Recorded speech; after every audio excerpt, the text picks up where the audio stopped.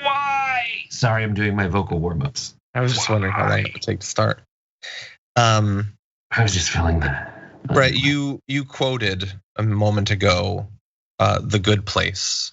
Mm-hmm. What do you think's gonna happen with Kristen Bell? What is she gonna do now? Because what's his face? Dax. No, I'm not talking about Dax. No, the guy from The Good Place, the older guy. What's his name? Ted Danson. So he has a new show, and I watched the first episode, and it seems perfectly fine. But what do you think she's gonna do?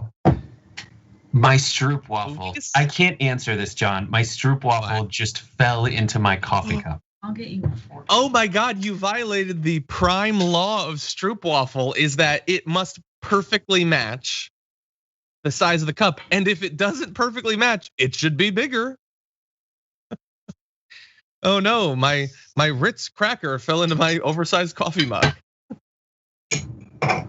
Oh, that's so sad. Oh my God. I'm actually. But you picked too wide of a brim. I thought this Nevada grandma mug that would make looks kind of gross.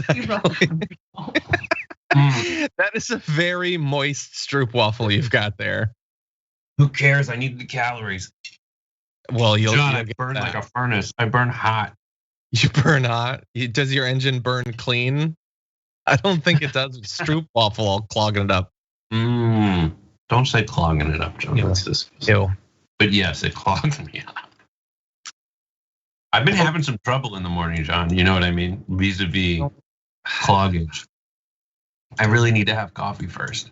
And it didn't always used to be that way, John. It used to be I wake up. Let's just say the word regular would apply. Oh my God. Now I'm trying to wake up an hour earlier. And my body's like, what are you doing?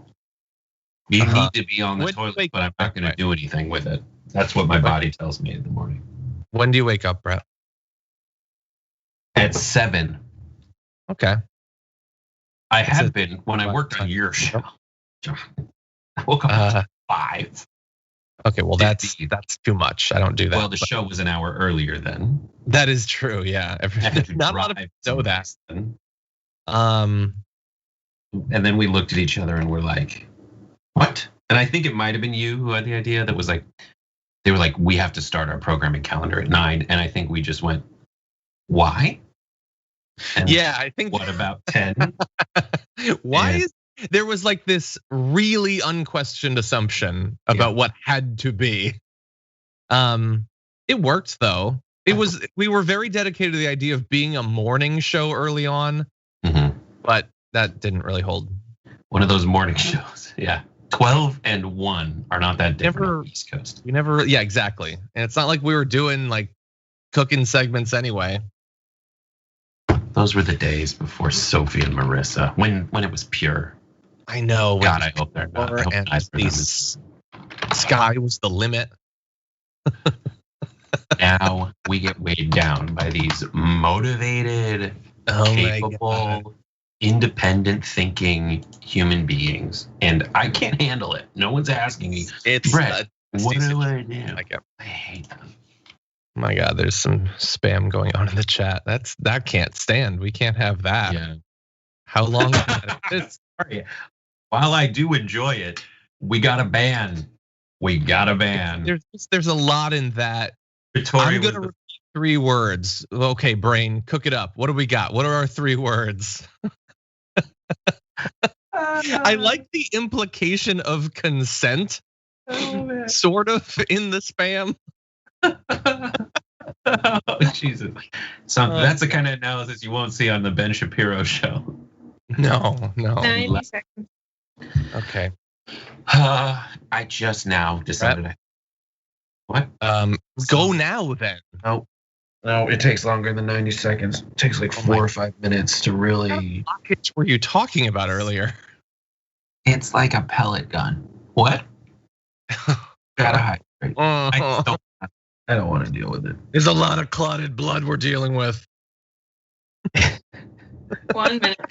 When Brett thinks he's the grossest, John says, not on my watch. Okay, well, that was an accident because I just dropped my glasses. John, I'll just go during. Oh my God, I can't wait for the weekend. Let's do this. Let's do this weekend thing. My weekend is only hours away. Let's remember to cut that. By the way, I miss. Oh, John's not drunk. John is. What was last night? On power. Birthday show. Happy birthday to your wifey. Mm-hmm. I know my wife did the thing that one person should be responsible in the relationship enough to do, which is say that. So she wished the birthday. I'm not sure if she did on behalf of me, though I think that's implied. 10 seconds. To what? So Sophie, to what? Oh my, what? Your fingers are disappearing. There's only one left. Oh God.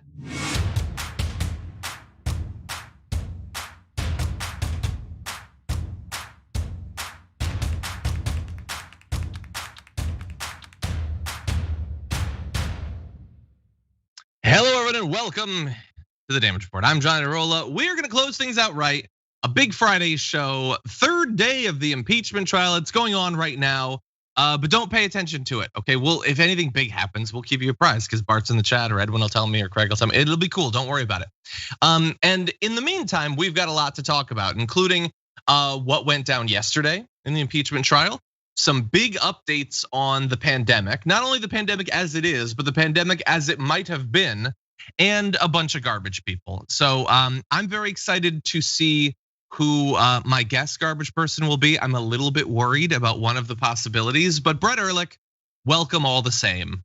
Hi, John, it's me, Brett. I'm so happy to be on the show today because I feel alive, alert, awake, enthusiastic. It's Friday, and I am just horny to be with you.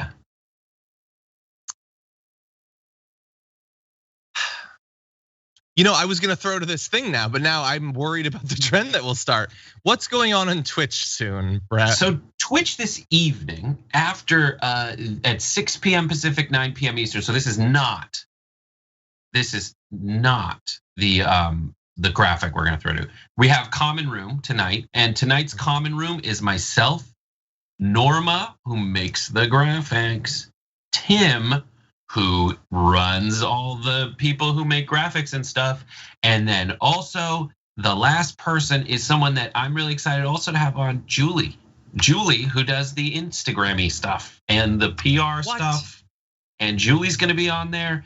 And I don't know what she's drinking, but the last time she gave me something to drink, it was this awesome Filipino like beverage that was delicious and citrusy, and I don't know what it's called, but it was fantastic. So we'll see how that goes down tonight on the Common Room.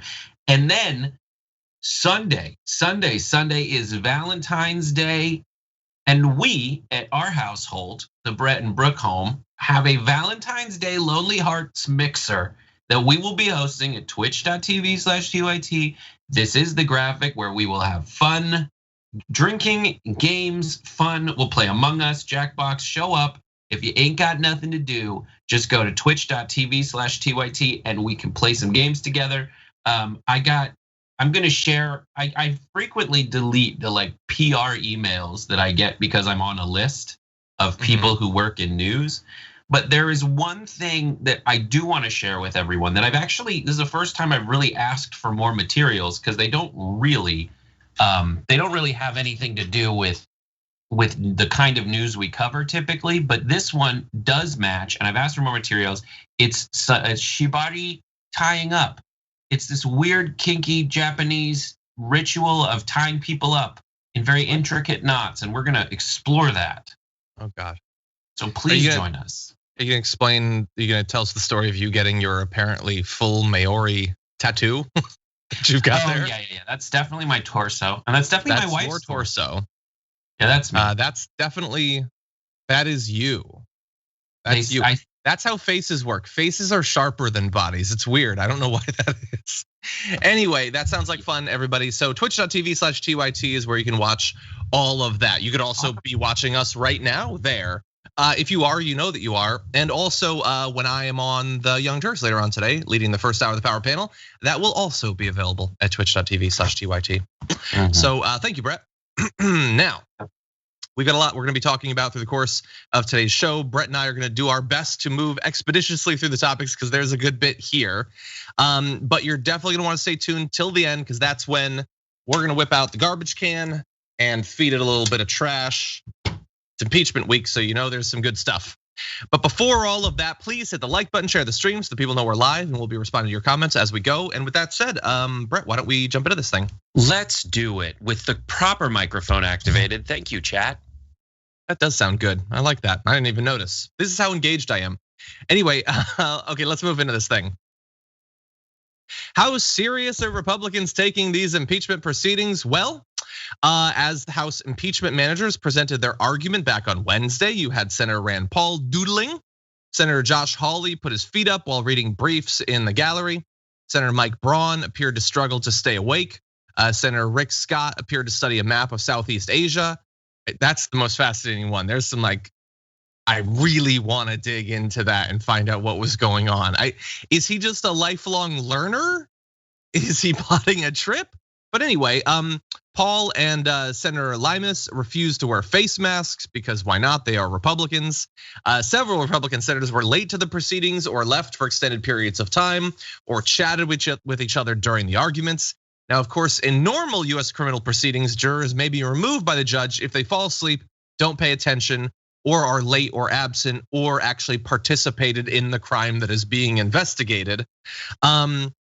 So that's fun, Brett. The last few days where we've been seeing more and more of this video footage, including a lot of new stuff, finding out more about how bad it could have been and how bad it actually was.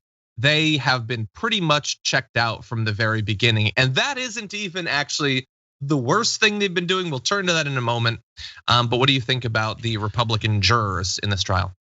Many of them have already made up their mind. There is this weird, sad trap that we all seem to be that I find myself falling into. I'm not going to speak for others, where I fixate on the one senator who has changed his mind, one of the senators from Louisiana, who had voted after hearing the arguments to go ahead with agreeing that the impeachment itself is constitutional. And he's talking about how he saw some very compelling evidence from the first half, which is the prosecution and the impeachment managers.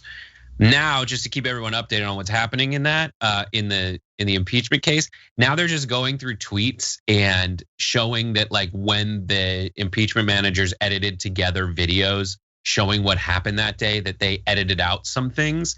And so what's happening now is this very delightful experience where the defense thinks they've got this gotcha moment. So they play Trump's clips in their entirety. But what ends up happening is you realize that even in their entirety, Trump is both the most incompetent president and the dumbest president ever to hold the office. And he's still inciting violence and he's still essentially doing those things that he was accused of doing. It's just that they're relying on these jurors who aren't paying that much attention to now feel like they have an out to say, see, they edited out the part when he said that. And that's it. Because people like to see the side by side where it's here's where it cuts out. Yeah, totally. And as they continue on till today, and we're going to talk a bit about what they will be doing. We know that it's going on right now. They've gotten a little bit of advice about some of the little tricky things they might be able to do. And that advice is coming again from those who are supposed to be deciding the merit of the charges and all of that, and instead are doing, what's going to be described here, a little clip from Newsmax with Jason Miller representing Trump's team. David Schoen, what was this all about? 3 GOP senators, Ted Cruz, Lindsey Graham, went back into the cloakroom and apparently chit-chatted with the president's 2 attorneys yesterday. Was that a pep talk or what was that all about? A little bit of all of the above. I would say most of the points that the senators were raising, we have in our presentations and we have in our arguments. So that was good reinforcement for us that we're thinking about this in the same direction. But I'll tell you, Ted Cruz, Lindsey Graham, Mike Lee, these are some smart guys with some very good ideas. And I think President Trump is going to get the absolute best defense today. And it was a real honor to have those senators come in and give us some additional ideas. So we're appreciative for that. I'm not a lawyer or anything, but that seems crazy. That just seems crazy that they went and they listened to the prosecution. They're like, interesting. Yeah, they really did try to sway us. Now I'm going to take that and give it to the defense. And they can do that, Brett, I guess, because there's no consequences for virtually anything. Well, the whole idea behind having a jury is, and the thing that the Republicans are supposed to lie about and say is that they're impartial. That's what the senator from Louisiana is saying. He's like, I'm an impartial juror. He's citing Proverbs now, saying like, I'm gonna wait until this actually is argued by the defense, but it's very persuasive so far. But they're supposed to lie. People like Ted Cruz are supposed to have enough internal shame to say, I'm just gonna keep an open mind through this. They're not supposed to then go and expose themselves as a wildly partial jury. These jurors who should not even be weighing in on this case in the first place because they did the exact same thing that Trump is being accused of. So if Trump is convicted, they're convicted. If it was a normal jury selection, those people, or at least it should set a precedent in theory that there should be some consequences for them as well. Yes, I would argue the whole way that it's this moment that we all have when we see all these people acting the political theater, and you say, what game are we playing? Because we know what's happening. And there's a lot of law around that, where it's like, we know what's happening. We know you didn't say the exact words, go mess people up and stab them. But we are establishing that you are intentionally rejecting the results of the election to do something that is different than anything we've seen before. You are trying to end democracy in America. That is the only thing that they are doing, and it is more explicit than it ever has been. And they've set the groundwork for years and years and years on that side of the aisle, whatever the name of the party has been, to disenfranchise people. Yeah. And they've done it with like off-season trades, essentially, off-season rule changes. But now they're trying to do it after the buzzer sounds and it's over. Yeah. That's what they were trying to do. And so they should have been disqualified from the get-go. And now they're either, if the Trump defense team was more competent, I would call this jury tampering. But it's actually defense team tampering because they're so incompetent that now Lee, Cruz, and Graham need to go up there and say, no, you idiots, you're making it so difficult for us to help you. Yeah. That here's what you need to do. But and it's just another level than they already had. Like they were already going on cable news to tell the defense team what they should do. Like that's what Graham has been doing. He's been going on Hannity and saying, here's what I want to hear. Now, I guess that wasn't direct enough. So now they're just going and meeting directly with them. And again, like I don't know what the answer is. The system has been set up with a combination of some regulations written into the Constitution and some norms. And one of those norms is the assumption that you're not gonna have people this corrupt, this partisan, immune to any reason, and buttressed by a base that desires those things. The expectation baked into the Constitution appears to be that if you get these, like wannabe dictators, if you get these incredibly corrupt leaders, the people will turn against that. But that's a dumb assumption. If they think, well, this guy's awful and wants to end democracy and all of that, but he wants to do it and he's saying it's for me, a lot of people, it turns out, will find that to be very appealing. Yeah. Yes. It's very, yeah. Let's turn to what's gonna happen because some of that is baked into this as well. As we're filming this, the Trump defense is doing their thing. And we're gonna talk a little bit about some of the predictions going into it and then a little bit of what I've been able to absorb during our prep for the show. We know that the former president's lawyers were expected to assert that his remarks to supporters that day are protected under the First Amendment.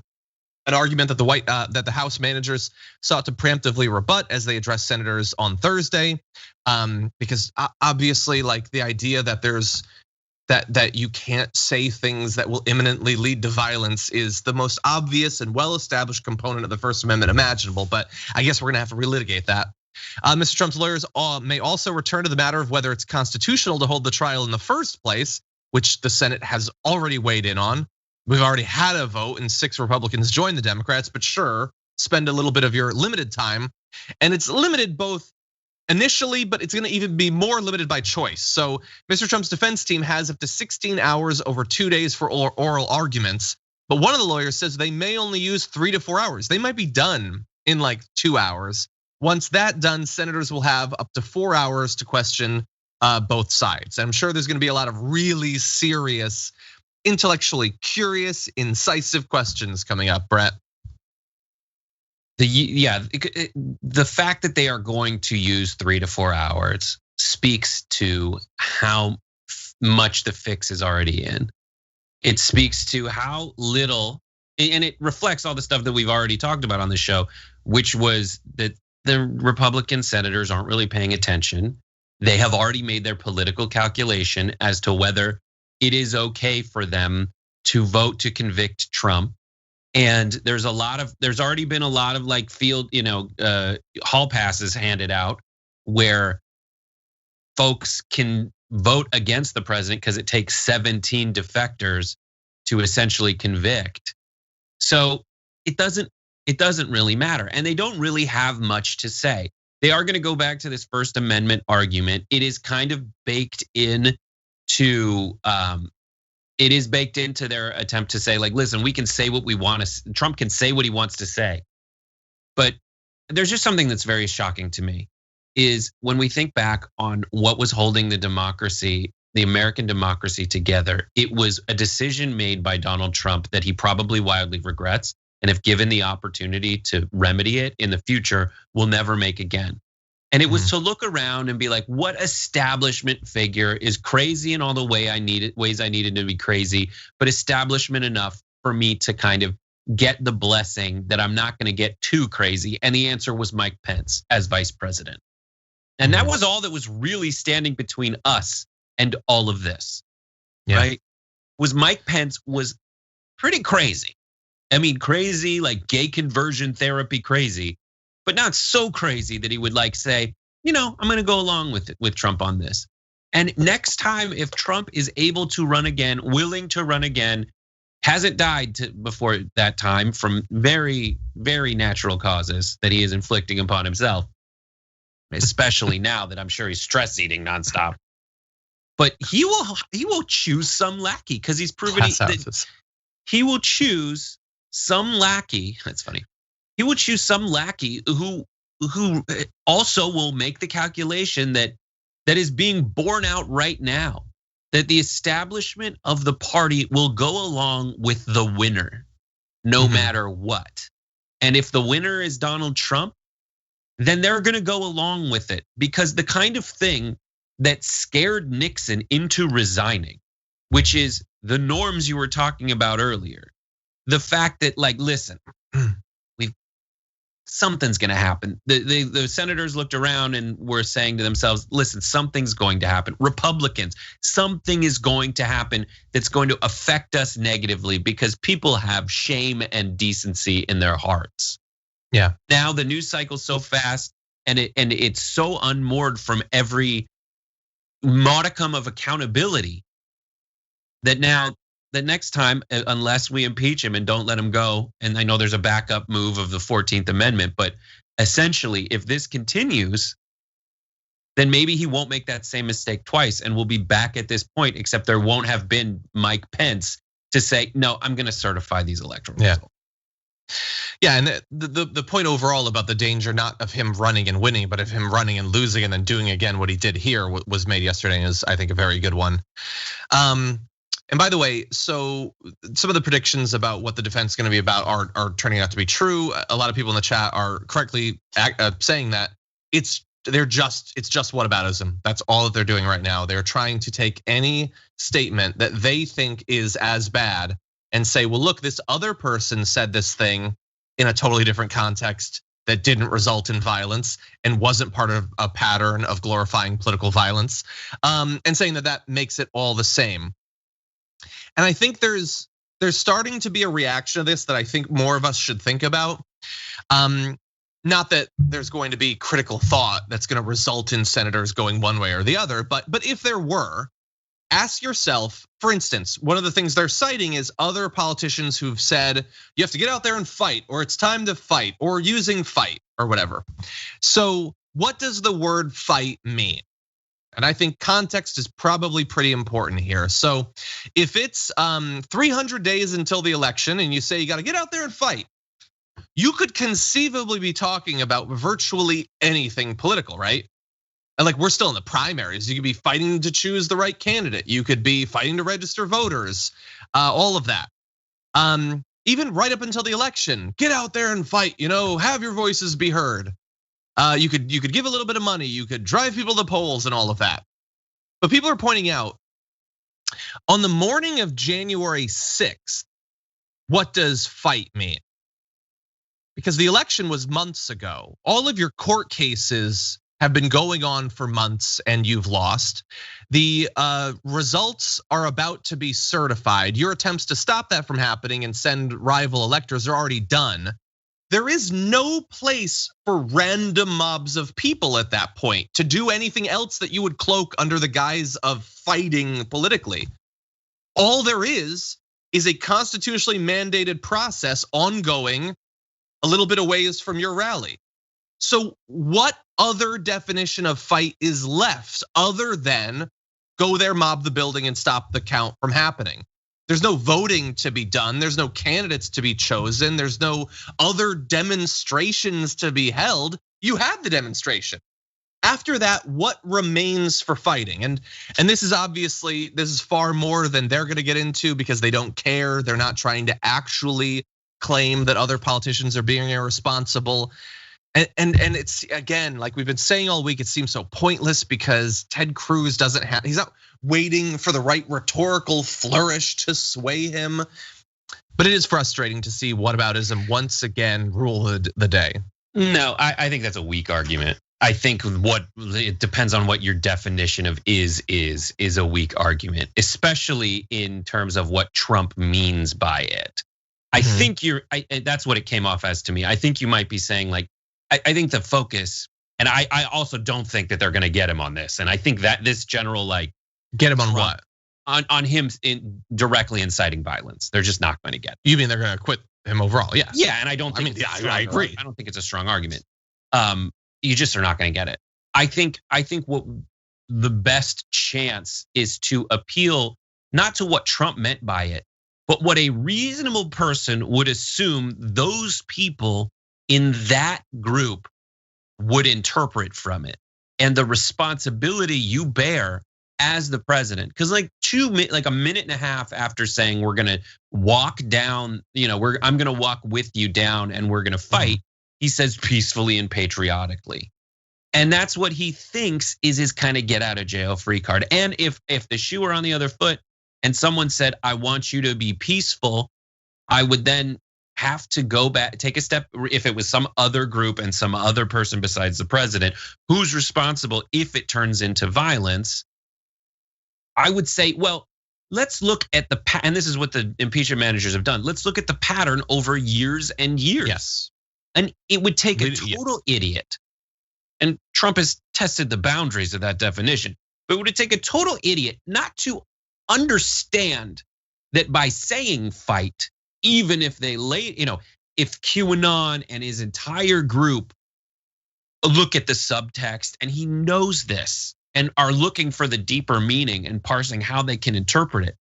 Trump needed to do the thing that the Republicans for years and years have touted as the one amazing thing about American democracy, and that is the peaceful transfer of power. Yeah. And he has gotten rid of that, not for 12 hours, not for 30 days, not for 30 hours, not for 72 hours, but for like 72 days. Yeah. And continuing to now, but especially on that day, he is still trying to undermine and eliminate American democracy. And at that point, And so I think also so that's my take. I obviously the pattern leading up to it matters. I think, I don't know how much of a part this plays in past First Amendment court cases, but I think your reaction to what happens could give us insight into what your motivations were. Like if I'm in a theater and I say, let's burn this mother down, then as you pointed out, how likely it is that people are to act one way or another, should be included. Like if I'm saying that to a group of people that are holding jugs of gasoline, that might be interpreted differently. But also, if I just say it and then they start lighting fires, and then I just stand there versus shouting, no, stop, no, this isn't what I meant. That tells us a little bit about what you think. And we know exactly what he did and didn't do on the 6th and on the 7th and all the way up until now, actually. And so intent matters. And he has been very clear how little he cared about what happened. Anyway, we got to move on because we got a million other stories to get to. I'm gonna read just a couple of quick comments before we move to other news. Let's see. First, like 45 seconds while I go to my to the office really quick. I'll be right back. Okay. Go take care of some paperwork. Let's see. Kelly Tran says Kristen Bell has a diaper and childcare company called Hello Bello. Also, happy Lunar New Year. Much love from the Tran clan. Thank you, Kelly. That's awesome, but that doesn't do anything for me. I need her to act. I'm glad that she has the business. That's awesome, but I want her to be in a comedy, basically. Actually, what I want is for her to be in the MCU. I think that she would be awesome. Remember, she was in Heroes and she was really cool in Heroes. Why isn't she in the MCU? Or Star Wars? I'll take Star Wars too, although I think she fits more in the MCU. She would nail that sense of humor. It's true. Anyway, Franklin Sharpslicer says, they give a common Joe Jane the nuclear football and change it up. Little known fact, in case the Prez or VP are somehow not intact, the knees get kind of weak, like our friend Reek. Have a good week, beep, beep. It's a good one, I like that. Little Red Dragon Amelia says, hi John, my sister's birthday is on Sunday. Could you wish Pizza Dragon Mary a happy Valentine's birthday? Hi Brett, happy garbage day. Pizza Dragon Mary, happy birthday. Bernie the Kiwi Bird says, Kiwi Dragon here. Happy birthday yesterday to Arlene. Number 2, Brett, you're gross. Number 3, happy Chinese New Year, year of the ox. Wishing you good health, including for Brett's clogs. Ew. He's back. The clogs there are no more clogs anymore, if you know what I mean. Thanks for the raid, Lucid. I was gonna say that. Sorry, you do it, John. I was gonna give credit to Lucid Fox. How dare you imply I'm not on the Twitch thing? But no, anyway. Thank you, Lucid Fox, for the raid. Really do appreciate that. Everyone coming over from that stream, thank you for joining us. We are the Damage Report. We talk about the news every morning and politics from a leftist angle. Thank you for being here. Brett, continue. No, that's it. I'm here. I'm unclogged. Oh, also, it's a very high level conversation. I'm sorry, Lucid's group. Anyway, Becca Gould says, happy Friday, John and Brett. Can I claim Loki Dragon in honor of our sweet but very mischievous lab pup that we adopted during the pandemic and named Loki? You can, actually. A little bit of trivia. My dog came very close to his name being Loki, actually. Franklin Sharpslicer also says, Officer Cruz, it really is a drag to plot and scheme a riot, but got caught with the bag. I'm not associated with ones who want to hang. Golly geez, I'm not a leader to this gang. Apologies to West Side Story. I think I hurt myself this time. It's pretty good. Thank you, Franklin, as always. And thank you to Rodney for gifting 5 tier 1 subs. Tell me what to put, gifted 1 as well. The original Dragon Allegra subscribed for the 7th month and says, hi John, did you get your books and funny B-Day card I sent you? Thank you very much, that was very sweet of you. By the way, Brett, we saw yesterday someone who had subscribed for 12 months. WT. Oh my God. That's as long as I was in the womb. God. Anyway, clogs. It's all clogs at the end of the day. Anyway, with that, why don't we move back into the news? I was 10 pounds at birth. I think you'd be more than that at that point. Anyway, okay. Throughout the pandemic, we've speculated about how bad it is and how it didn't necessarily need to be so bad, knowing beyond a shadow of a doubt that thousands, potentially tens of thousands, or even more did not need to die. Not even speculating what would it have been like if Trump had really nailed this thing, but what would it have been like if he had pretended to care even a little bit? If Fox hadn't dedicated month after month of their programming to misinforming people and causing them to believe that there's no more important political identity for a person to have than someone who doesn't give an F about COVID. Well, we don't know for sure, especially for any individual part of that, but according to a new Lancet Commission report, the US could have averted 40% of the deaths from COVID-19 had the country's death rates just corresponded with the rates in other high-income G7 countries. Now, of course, we in theory are such a rich country that it's not impossible to speculate that we could have done better than those other countries, but even if we'd only done as well, we could have averted 40% of the deaths. And bear in mind that as of right now, about 470,000 Americans have already died from the coronavirus. That's gonna shoot past 500,000 in the next few weeks. God only knows what it'll end up by the end. So 40% of that is a lot of people. That is more than the vast majority of the wars US has been involved in, let alone any other natural disasters, terror attacks, anything like that. We could not have helped but done better had we really tried at all.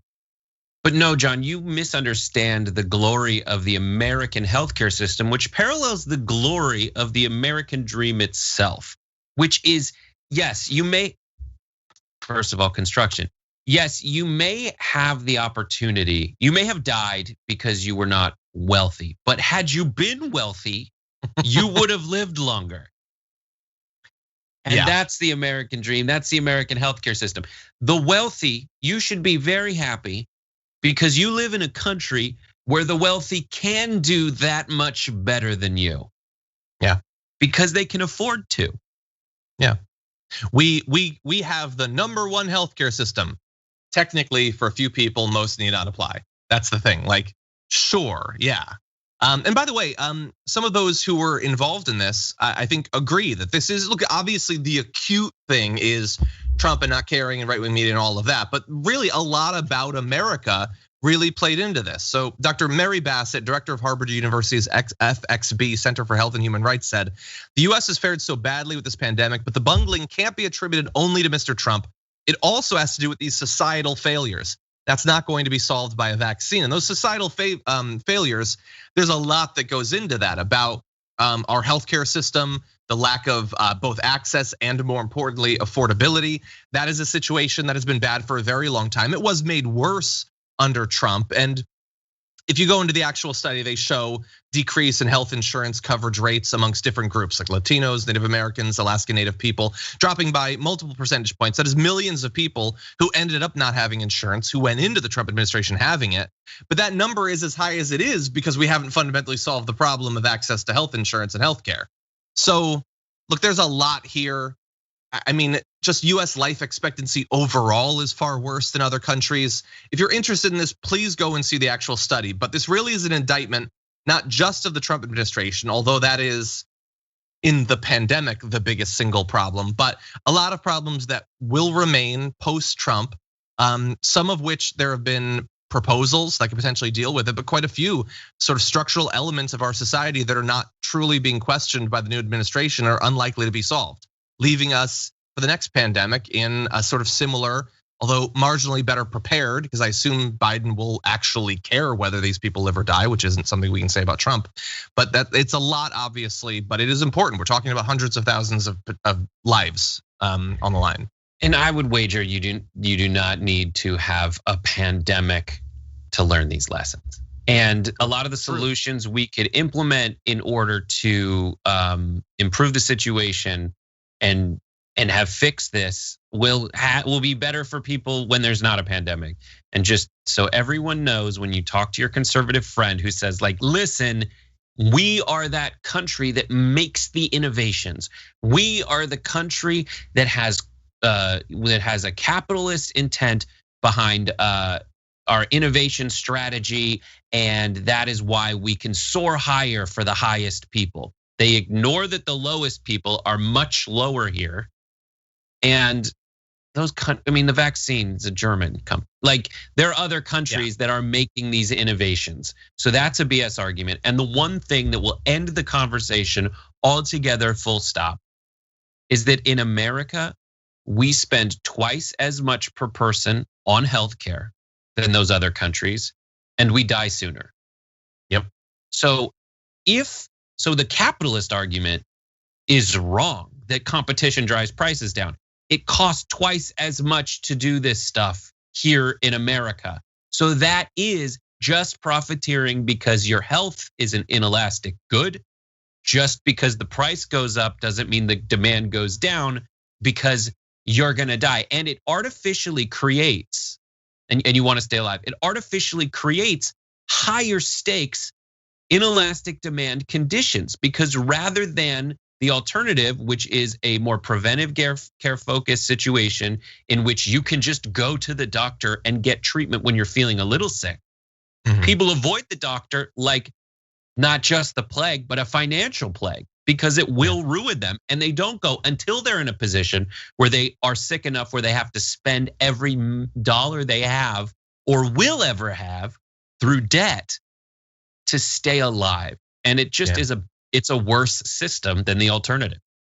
It is, and this is one of the situations where an oversimplified take that I probably give very often is nobody learned anything, nothing matters, all of that. It's not true. Like some of what you're pointing out there, I think people learned some things about our healthcare system last year. I think that there was some learning. It is frustrating that some, I think, seemingly easy lessons to learn really haven't been learned. Like for instance, your access to health insurance being tied directly to employment. Maybe we can come up with some situations where that's a bad call, but I don't think that fundamentally is a thing that the American people understand needs to change. But yeah, I think that there has been some learning. Now that said, a couple of the points that you made in terms of what our healthcare system being, what it is very different for the wealthy than for others. And some of what we're talking here about opportunities to potentially lower the number of deaths. I want to transition to this next story because I feel like both parts of that really are tied into this. I know that was abrupt. There were a number of opportunities, virtually limitless, where Donald Trump could have pretended that he cared about the pandemic, that he could have actually led, not just in terms of doing something, but providing an example that many of his adoring fans could have gone by. Masking, social distancing, not joking about the entire thing, not thinking it's just an opportunity to make racist jokes, all of that.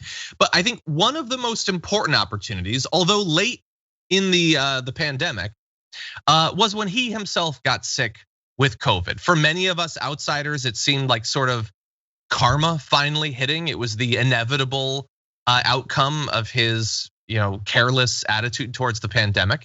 And now we're finding out that it was actually worse than we thought. He was sicker with COVID-19 in October than had publicly been acknowledged at the time, with extremely depressed blood oxygen levels at one point and a lung problem associated with pneumonia caused by the coronavirus.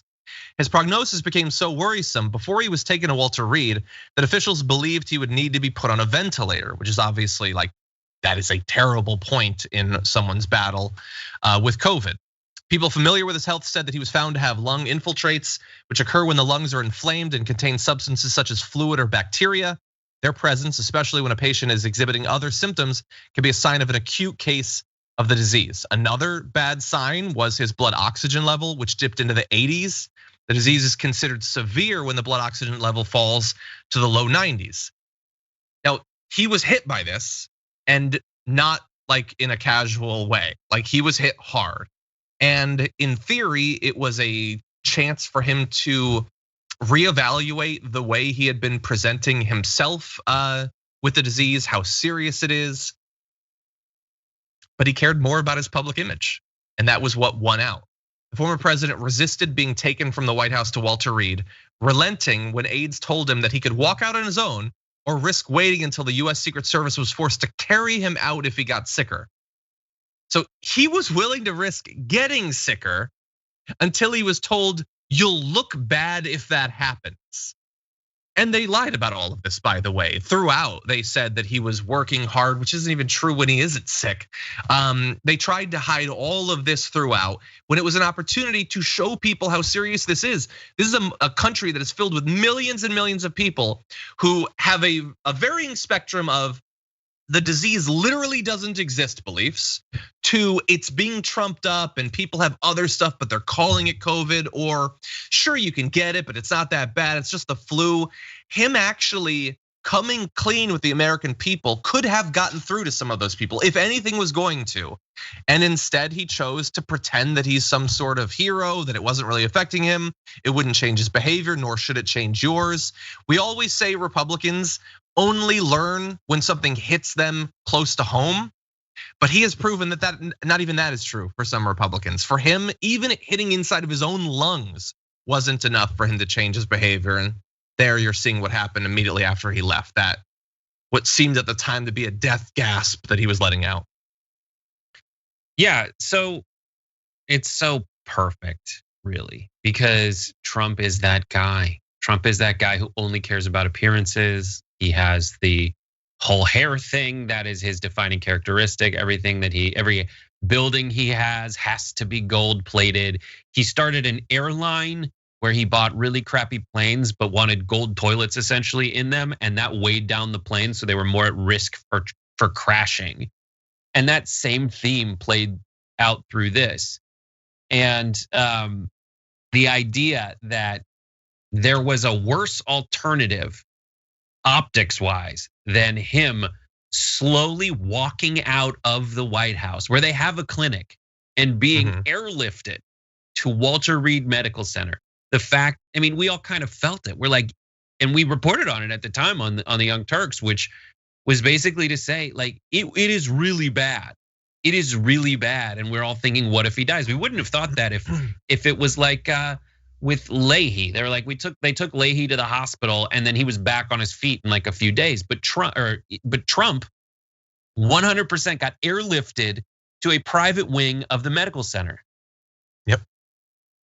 And then they, as you say, they had those like photos of him like, I'm doing work, I'm really okay. Like an empty desk. And then remember, he exposed Secret Service officers so that he could ride in a car and wave feebly at some of his fans to pretend that it wasn't serious. That was what he was doing, was pretending it's not a disease that you actually have to care about. While also, and we made the point, you just made the point, like that he gets to be airlifted to a private hospital where he'll have Dr. House and their entire team operating on him. Other people don't get that. Other politicians don't even get that. Republican representative died of COVID. Not everybody gets that. Like we have the concept of Dr. Johnny Bananas to point this out, that sure, for some, the most rich, the most politically connected, they can, we're not gonna go in depth into it, but he got treatments that hadn't even yet been approved by the FDA because he's the president and because he's rich and because he's powerful. But other people don't get that. It could have been an opportunity for him to come to grips with that. I get this thing, other people don't. Other people in my same situation would have died. But I will learn nothing from that. I will try to ensure that other people learn nothing from this. And that resulted in really horrendous behavior. And by the way, not for nothing, that was October. So what happened in Thanksgiving? And what happened in Christmas? A country that had been gradually led to believe that this wasn't something you had to worry about anymore, went and partied and traveled and hung out with their families. And that's how we got to a point where we're losing between 3,000 and 4,000 people a day. It wasn't nearly as bad back in October. Maybe if he had taken this really seriously and had really tried to drill into the right, into his MAGA fans, that this is something serious. I know it was in me, I had the infiltrates. I don't want anyone else to experience this. Maybe Thanksgiving wouldn't have gone the way it did, and maybe Christmas wouldn't have gone the way it did, and maybe we'd be sitting at 300,000 deaths instead of 470. And from just like a purely observational standpoint, it is one of those.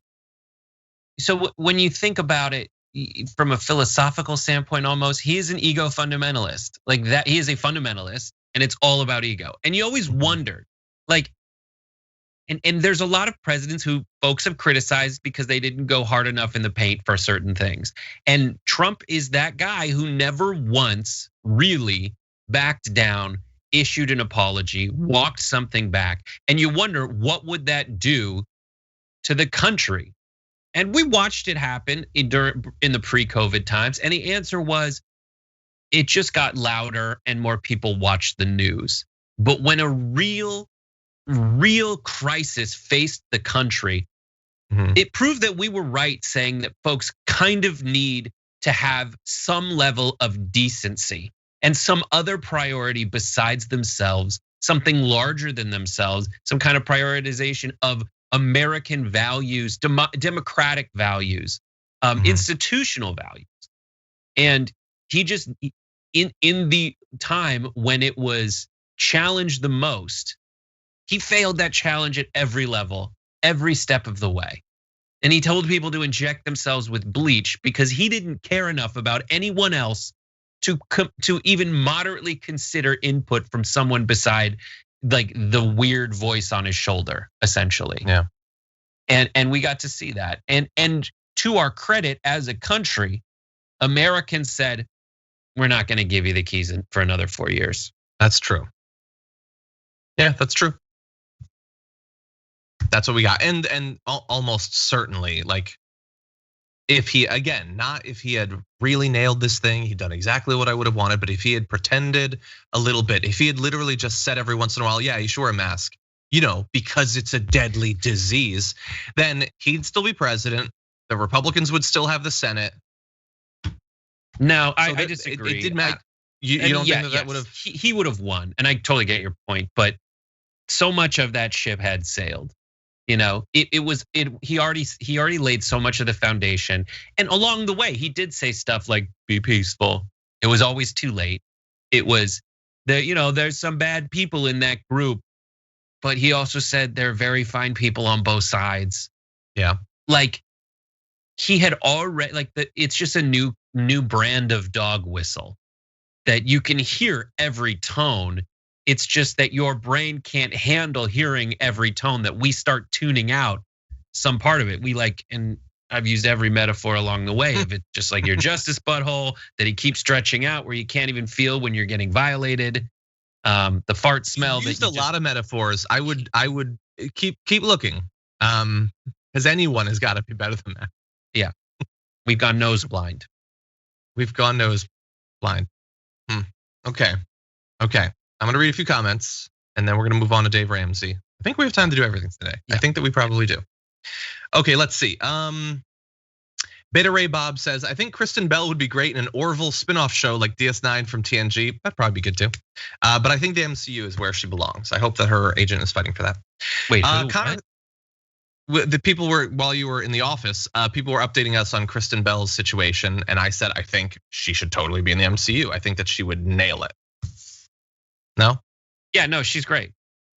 But I think her delivery, like the sort of humor that they do in those movies lately, I think she would deliver that very well. But anyway, let's see. Connor Thorne says, hey Brett, I've enjoyed your insight and sense of humor since the viral video film school days. It was a joyful moment years ago when I saw you were now at 2IT. Love this show, John, thank you. That's very nice.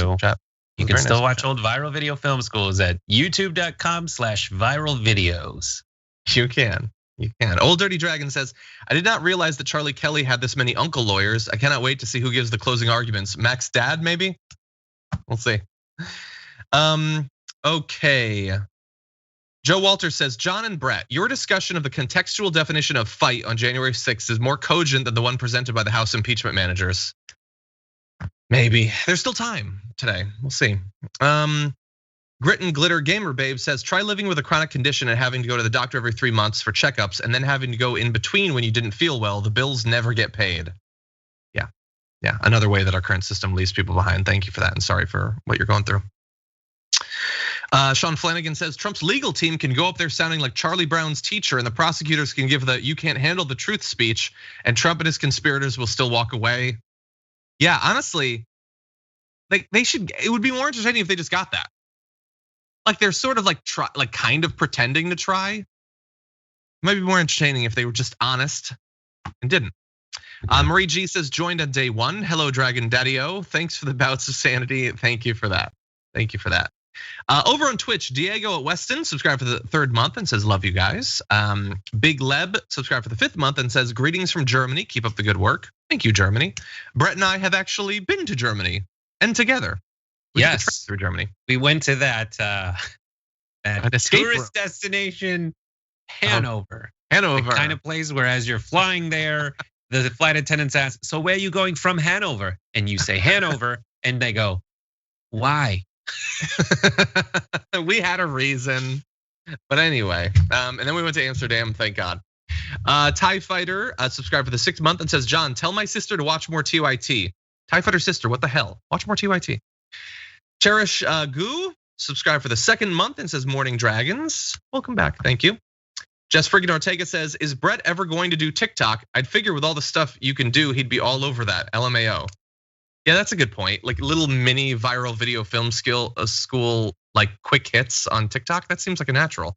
TikTok is like, it's like iMovie in 2006, and it's really intriguing. I get really frustrated with the green screen levels, but yes, I would like to do that. Yeah. I downloaded the app. I need to do more time to time. And finally, Kelly June subscribed for the 7th month. Hey, Kelly June says, I love my Dragon family and I love watching the Damage Report. I feel like I have more to share with the world now. My eyes and my heart are open. That's awesome. That's awesome. Now let's talk to someone who, wait. No. Someone left a comment. Is this you, Sophie? Say something nice about Hanover, you monsters. Sure. They have really sassy taxi drivers. Quick story about that. John had quick story. Foot in a tennis accident, and in such a walking continent as Europe, you don't want to have a limper in the group. Sorry, John, but in order to handle that, instead of walking it was probably half mile to the McDonald's, we got a taxi. But we didn't know that taxi driver had been waiting for hours to take people to the airport from the conference we were at. And he was like, haha, where are you really going? And we're like, to the McDonald's. And he got so mad and kept just eating. It is not correct.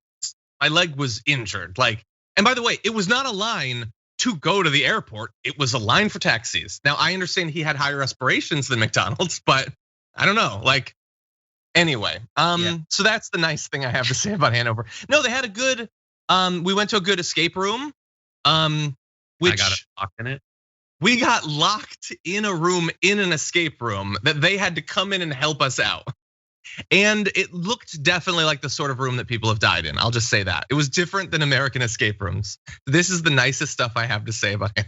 No, Hanover was great. Locked in a room in Germany, it's not exactly the experience you want to go for, and it was like it was really horrifying. So it was a little more through that. It was fun though.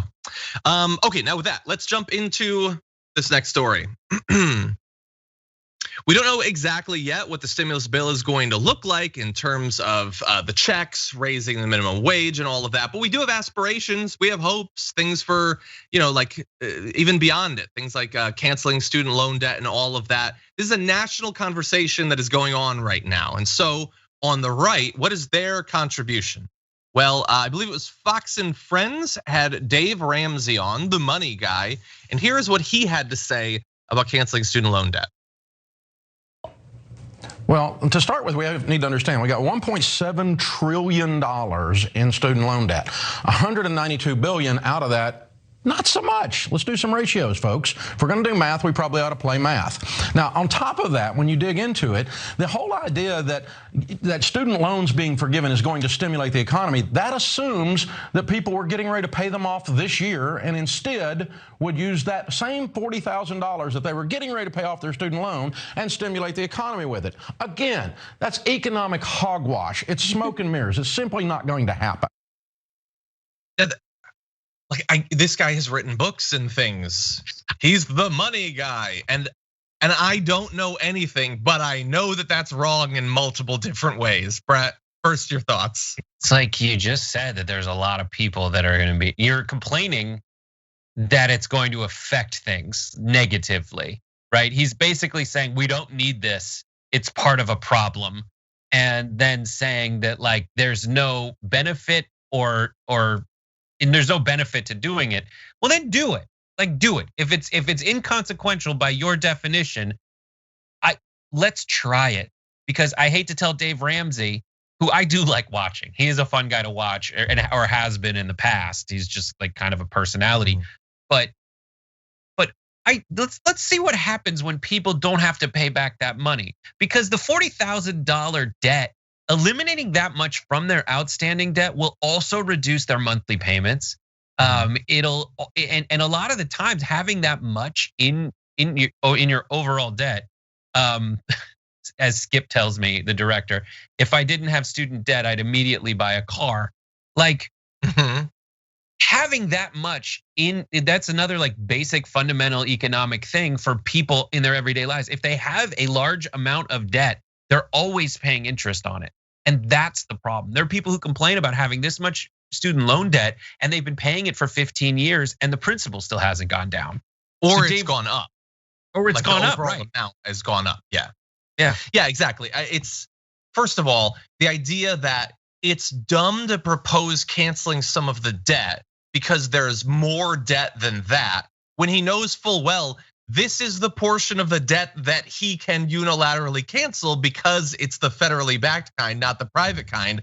Like, if he doesn't know that, then that's crazy. If he does know that, it's incredibly dishonest.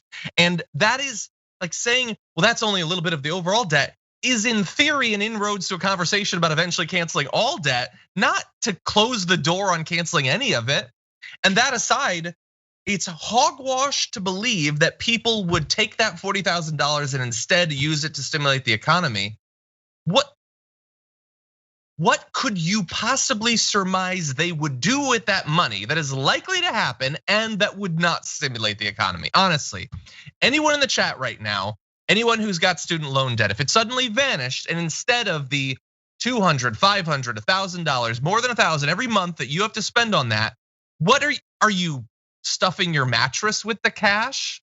What are you doing that would not actually stimulate the economy? But that guy, again, he's a professional money person. He's playing math, and he's written many books, many leather-bound books, and he knows what's going on. We don't. But that's what Fox is hearing. Again, Fox is there to speak to the economically anxious, left behind Americans that haven't gotten assistance from the government. And they just happen to spend their time bringing on people that tell them that the government doing anything to improve their economic situation is actually a bad thing and you shouldn't trust it.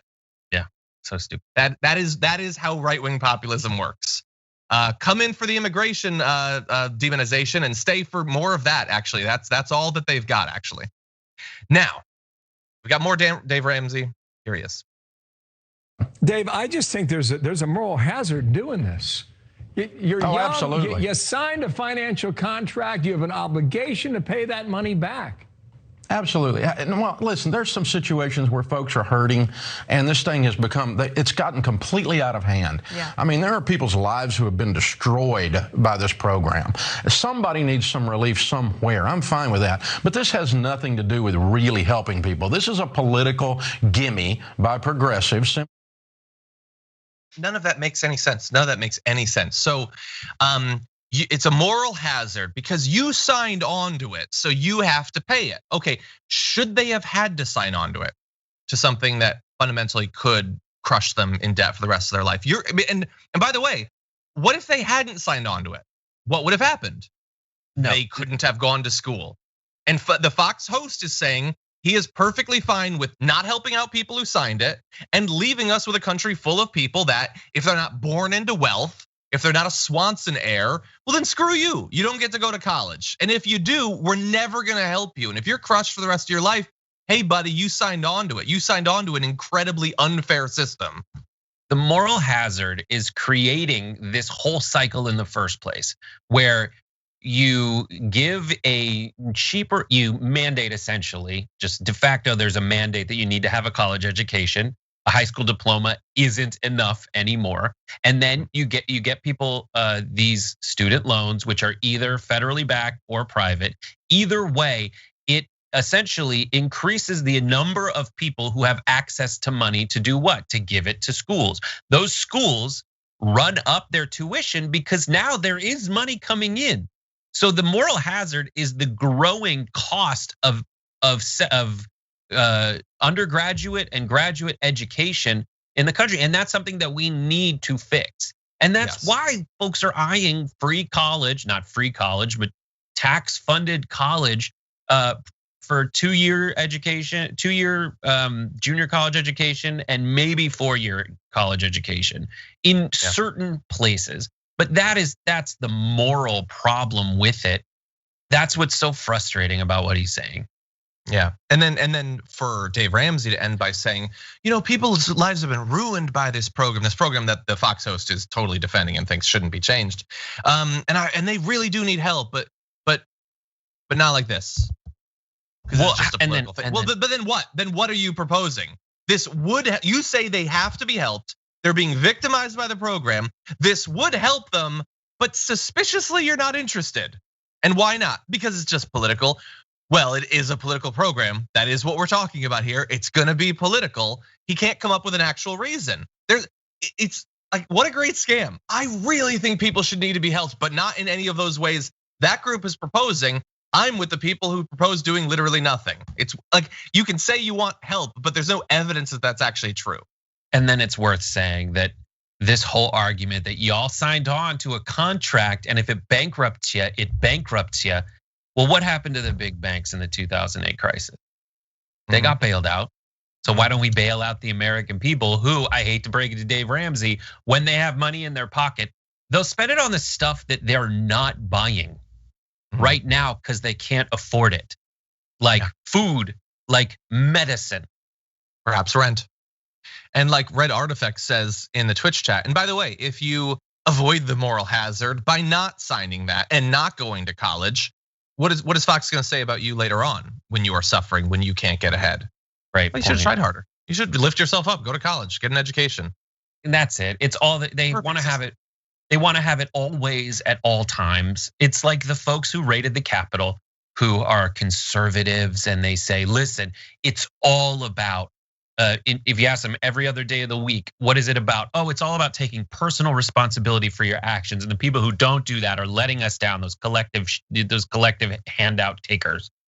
Yeah. But then you ask them now in a court of law, so why did you raid the Capitol? And they're like, well, the president made me do it. I am powerless. I have no individual decision-making power. It's all his fault. So which is it? So frustrating. Eckhart in the chat has an interesting theory that Dave Ramsey doesn't want the debt canceled because his radio program gets its ratings by helping people take responsibility and pay off their debt. I mean, there's so many. Those shows also have like debt consolidation services that they that is nonstop. That's probably like 1/5 of the advertising on a show like that when they're not telling you how to like Australian dream alleviate your psoriatic back pain or something. Exactly. Okay, Brett. We're right at the edge of our show, so it's time for us to launch into this. Would you like to go first this time? Sure, why not? We'll launch us into it, and then we're gonna throw some trash in here. Okay, we all ready to go? Okay, it's the end of the week, and so it's time to take out the trash.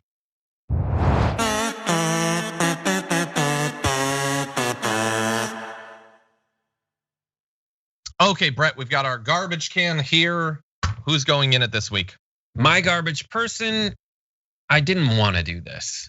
I didn't want to choose him because it sounds like such like a plug and play, he wasn't trying this week kind of person, but it is Tucker Carlson, Tucker Swanson bro Carlson. So there's a couple clips from last night on Tucker's show that really infuriated me. The first is how he's trying to say that he's getting canceled by everyone else in the media, and Fox, who is under fire for essentially fanning Trump's flames of lies about democracy and wants to be held, and people are trying to hold them accountable for it. He says, no. Fox News is just saying something different, and they stand as that lone life preserver in a sea of uniformity. Here you go. Of all of those, it's this channel, Fox News, that is the most significant hurdle to getting everyone to sing from the same song sheet. Fox is the last big organization in the American news media that differs in even the smallest ways from the other big news organizations. The only one, that's it, just us. At this point, there's everyone else in the media standing in crisp formation in their starched matching uniforms and their little caps, patiently awaiting orders from the billionaire class. And then there's Fox News off by itself, occasionally saying things that are slightly different from everyone else. Oh my God, that's hilarious. First of all, the starched uniforms, I think that's like, and their little caps. He wants to say that every other big news organization is North Korea. essentially, and you're in your starch uniform. Dude, you, Tucker Carlson, are a starched Oxford shirt come to life. He has starch on his shirt as he's saying that.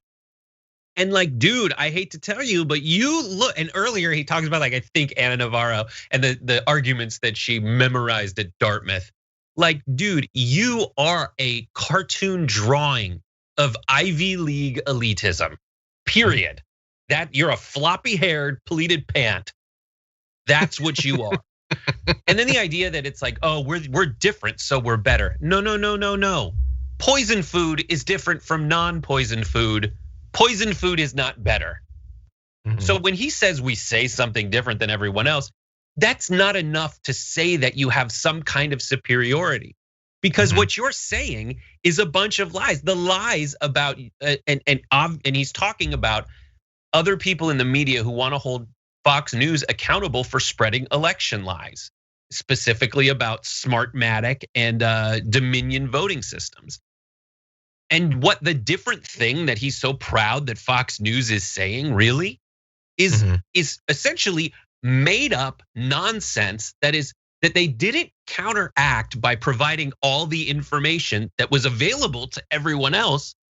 They didn't provide that on the people's shows who are getting sued until there was a threat of them getting sued. So the accountability makes you say the thing that everyone else is saying, but the only reason those other people are saying it is because they are actual journalists doing actual journalism things. You on your show, which is just a series of rhetorical questions and occasional hat tips to white supremacists, he keeps asking those questions, even though, dude, just look it up. This idea that you have a team. The question is not the destination, moron. Especially on a news station. We're different because we don't actually go after news. We don't actually answer the questions. We just ask them. Aren't we quirky and different and neat? That's and Brett. Yeah. What? So there's two things about we're the only ones who ask questions that I like about that he's not being explicit about. So recently, what has he been saying that's different from CNN and MSNBC? What free inquiry has he been defending? Anti-vax stuff about the COVID vaccine and QAnon. That's it. That's it. He wants people who believe those things to watch his show. I get it. Having people watch a show is nice. That is a nice thing. And the other thing is he keeps saying like he's talking. We're the only ones who ask questions, and he is ostensibly differentiating himself from CNN and MSNBC. But that's not really what he's doing. We're the only ones that are different. Don't pay attention to OAN and Newsmax. Get out of here. It's only us. We're the only ones. No one else even exists. Because he knows that Fox has lost a lot of viewers to those other networks. And the exact like questioning and open inquiry and anti-cancel culture stuff that he does, he's trying to appeal to the crazies.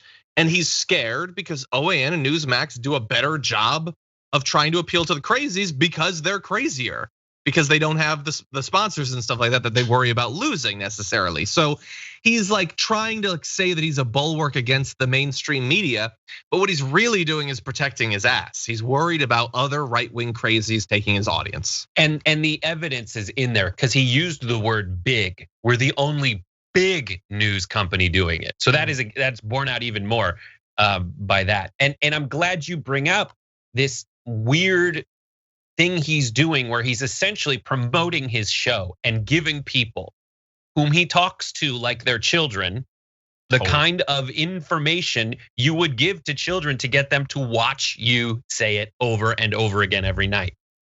And I wasn't gonna make him garbage person for that, but here is what Tucker Carlson said about the woman who got shot in the Capitol and the general reaction from people on his show that airs at 8 p.m. Take a look. Just yesterday, Christoph suggested that this show, the one you're watching, was somehow guilty of terrorism, of violence, something that we've been opposed consistently for 4 years. How are we guilty of that and why? Well, because Ashley Babbitt, the unarmed protester shot to death at the Capitol on January 6th, apparently watched this show from time to time at 8 p.m.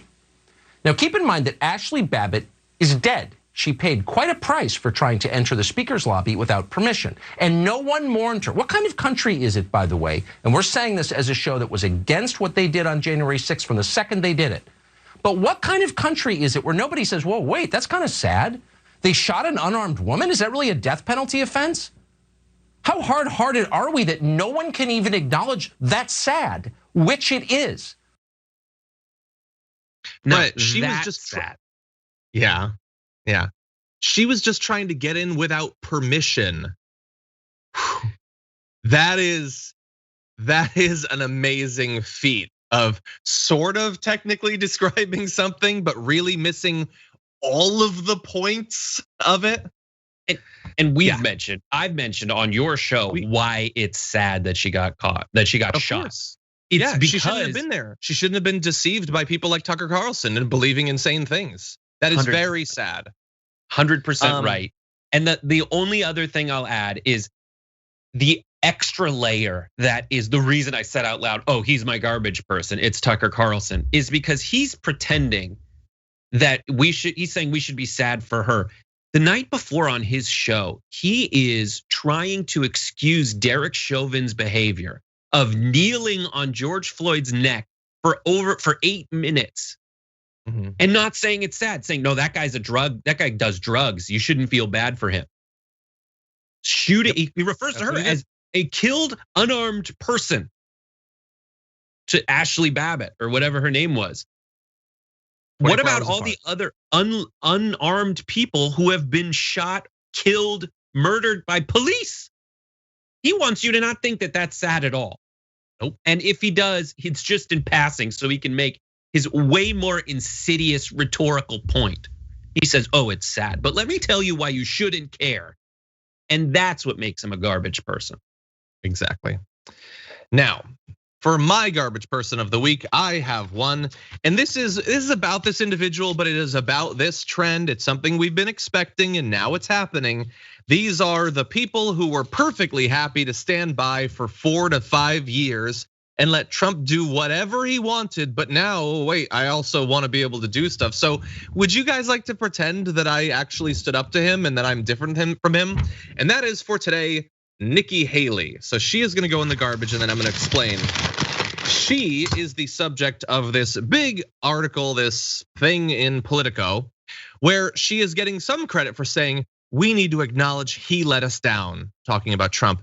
He went down a path he shouldn't have, and we shouldn't have followed him, and we shouldn't have listened to him, and we can't let that ever happen again.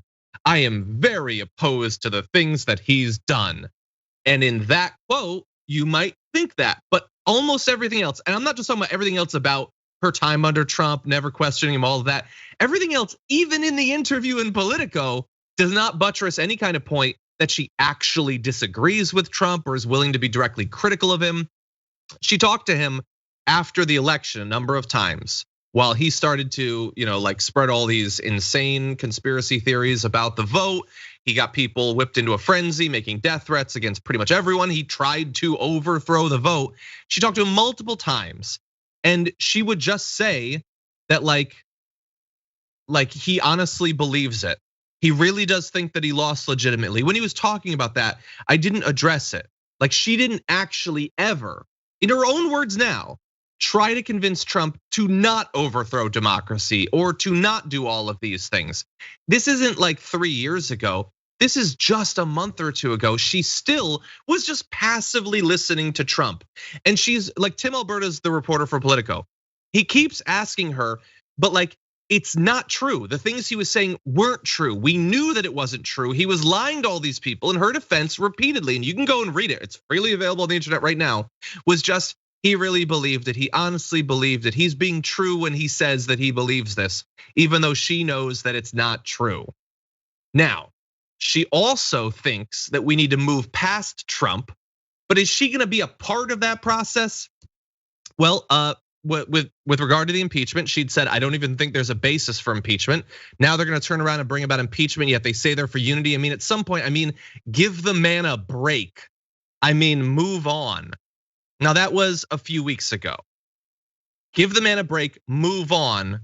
couple weeks later, oh God, I need to imply that I'm actually different in some way. So again, we don't need to impeach him, but what we need to do, quote, is take the good that he built, leave the bad that he did, and get back to a place where we can be a good, valuable, effective party.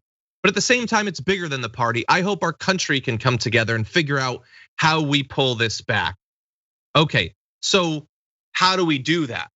Like, how do we move past all of this? How do we make sure that we weed out the bad? Well, she said, he asked her, how should the president be held accountable? And she said, I think he's going to find himself further and further isolated. I think his business is suffering at this point. I think he's lost any sort of political viability he was going to have. I think he's lost his social media, which meant the world to him. I mean, I think he's lost the things that really could have kept him moving. And this is a sentiment, by the way, that we're seeing for more and more Republicans. This headline, even with acquittal, GOP sees trial ending Trump's shot at future office. That is everything you need to know about Nikki Haley and these Republicans, who more than likely never liked Trump, but weren't willing to actually speak up about it. No, they believe we will move on. The country will move past him. He won't be able to run, but we don't want to do anything to produce that. We don't want to actually stop him. We don't want to convict him. We don't want to do anything. We just sort of hope that we can do what we've been doing for 4 years, which is just sort of sitting on the sidelines and assuming that things will get better and trying to make sure that we come out of it looking as good as possible. That is why she and an increasing number of Republicans are garbage people. Yeah, and it's like that reliance on people. So they want to seem crazy to the crazies, sane to the sane, and rely on the thankless job of sanity to keep America together in the meantime. Yeah.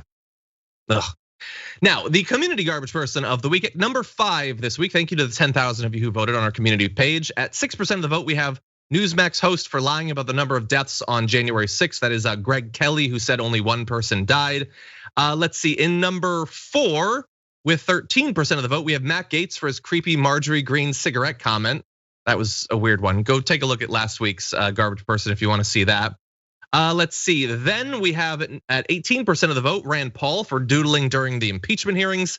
Coming in at number 2, Nancy Mace for lying in her attempt to discredit AOC's experience with 20% of the vote. But number 1, Ron Johnson at 43% of the vote for blaming Pelosi for the Capitol insurrection. He was joined just a day ago by Lindsey Graham doing the same thing.